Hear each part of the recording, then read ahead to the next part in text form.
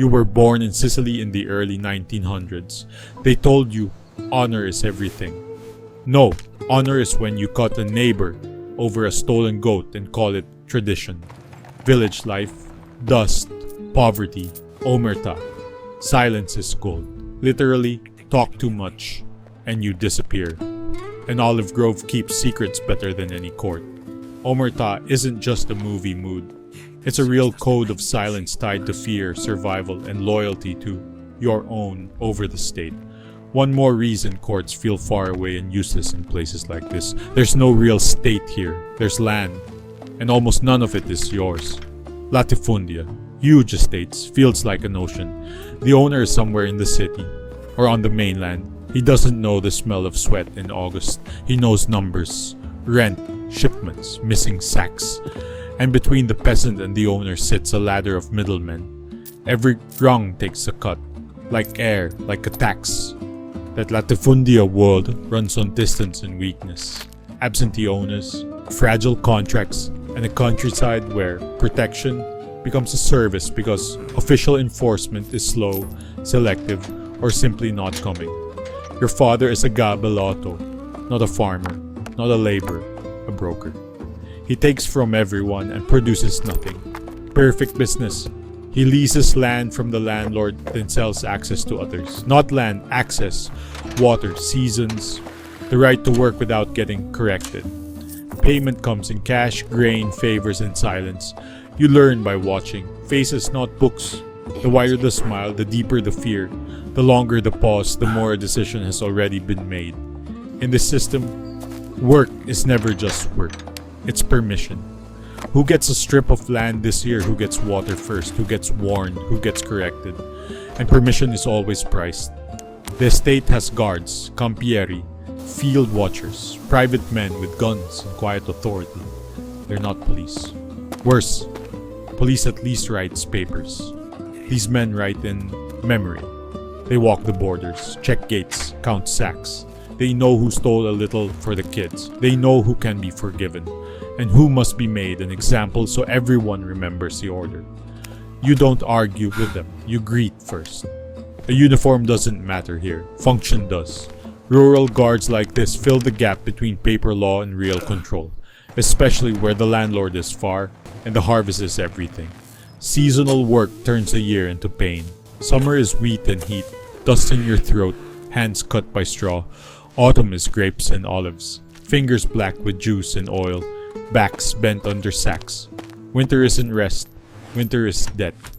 Because you borrowed flour until harvest, oil until harvest, seed until harvest, and the harvest, surprise, isn't yours before you even see it. That until harvest debt is the trap. One bad season, one price drop, one drought, and the gap becomes permanent. The bill doesn't sleep, and the countryside learns to call fear normal. Debt is alive here. It walks the street, it wears boots. You didn't miss a payment, you forgot respect. That's worse.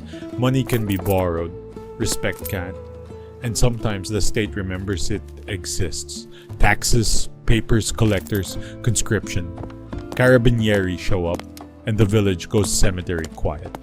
Poor people fear authority not because it helps, but because it only comes to demand. Sicily already learned what happens when poor people organize and speak loudly. Late 1800s peasant movements were crushed hard, and the memory teaches the next generation the same lesson. Talk gets punished, silence survives.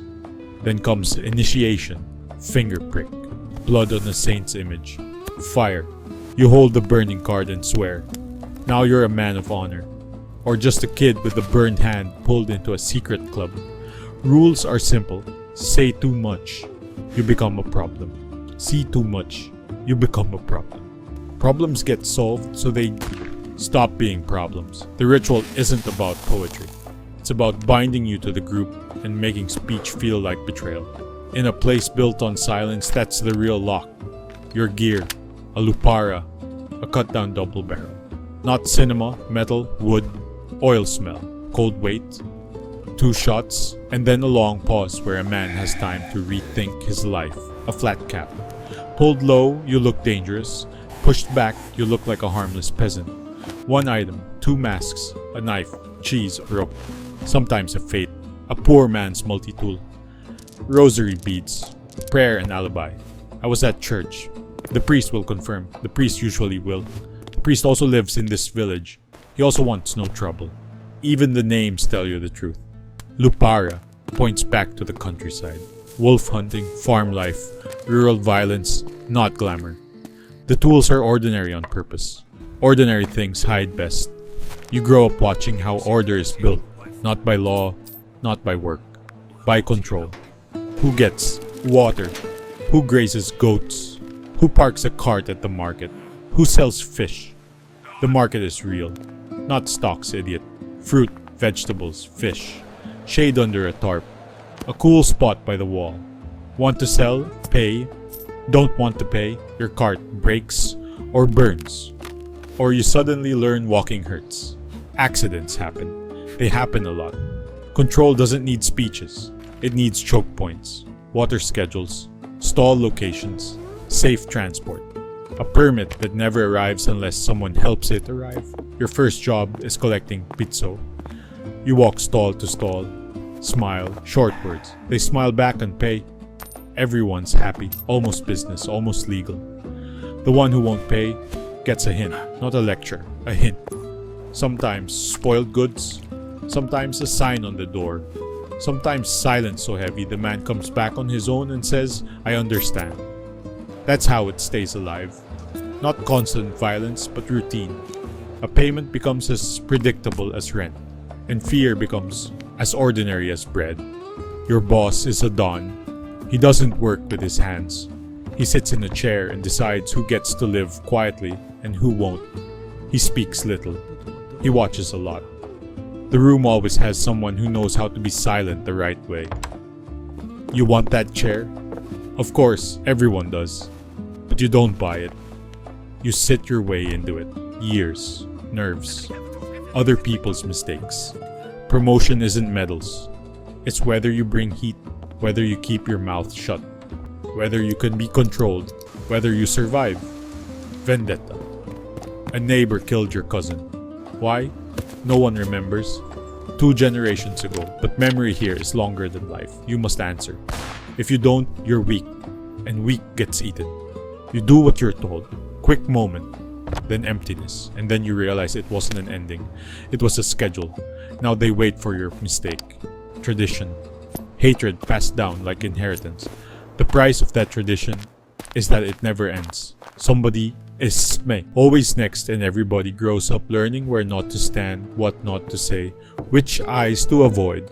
The 1920s. Mussolini rises on the mainland. Soon he becomes your problem. First it feels far. Speeches, flags, newspapers. Then it gets close. Orders, raids, arrests, iron discipline.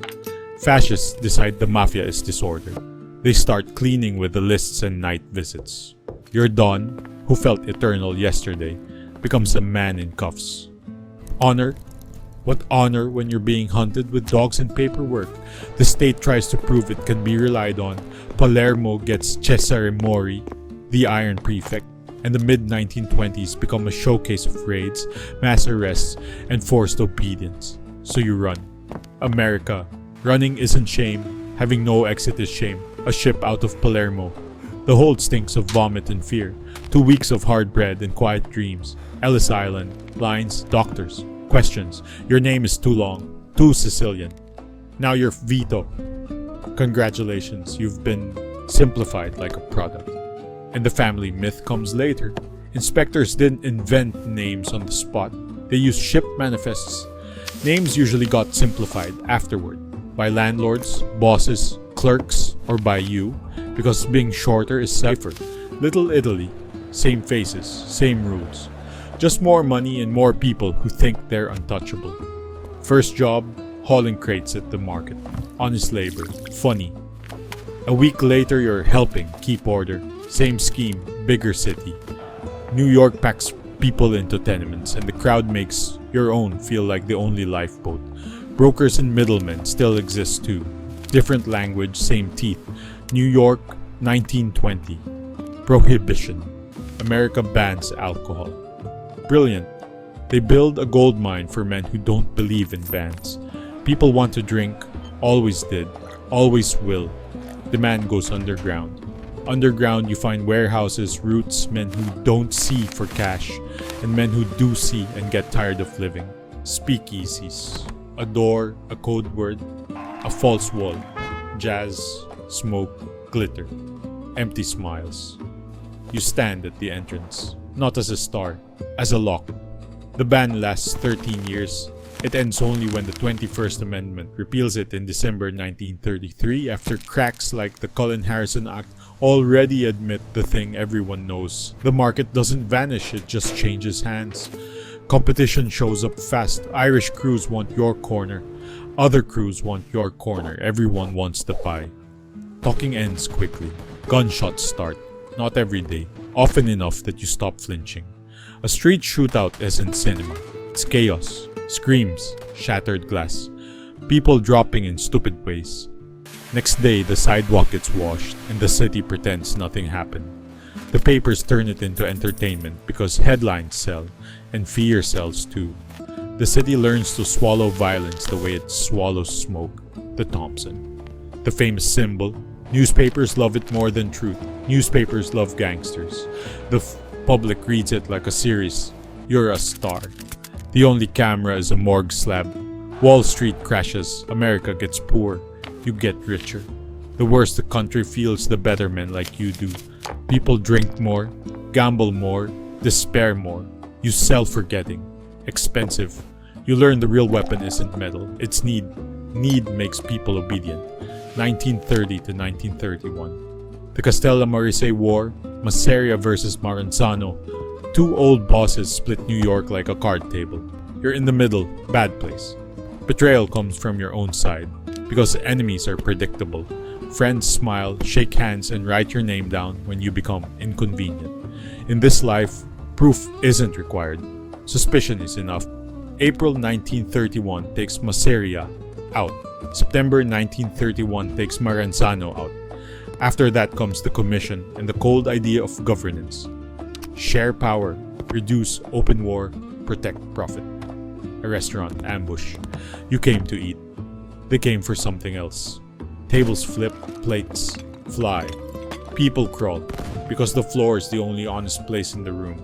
You survive, not because you're blessed, because chaos sometimes saves you. Fear makes hands shake. You switch sides, not for romance, for math. April 1931, Masseria becomes history. September 1931, Maranzano becomes history. Then the new generation arrives. It wants profit. A commission forms. 5 families, votes, agreements. Democracy among men who don't respect the law. Funny, effective. Lucky Luciano turns chaos into structure. Less emotion, more accounting, more cold decisions. You survive. Congrats. Now you're a capo, your own crew, your own territory. Harlem. Gambling. Numbers. A lottery for the poor. Pennies in, thousands out. Math is on your side. Your soldiers are simple, loyal, disposable. They love you while you pay. Your advisor is smart, sharp, a potential traitor. Keep him close, not because you trust him, because you want to see the twitch first. You build fronts. A club, a restaurant, a company. On paper, you're respectable. In reality, you just learn to hide dirt under a clean tablecloth. Police comes in, drinks for free, leaves. The system works while it's profitable. You don't fear bullets as much as paper. Taxes, records, mismatched numbers. The boring way to jail a king. Superstition grows. An amulet in your pocket. A habit you pretend is a joke. Friday the 13th feels wrong. Monday feels safer. Logic doesn't matter. Feeling does. Betrayal. Your best friend plays both sides. You find out by accident. He realizes you found out. Now it's a race. You smile. He smiles. A waiter brings fish, and you remember the old message. Fish means something. You don't preach. You just end it. And the inside of you goes quiet. An attempt on your life. A car full of holes. A driver who won't laugh again. You were late by 1 minute, and that minute becomes your religion. Now you're late on purpose. Paranoia isn't weakness. It's a survival skill. Roots change, people change.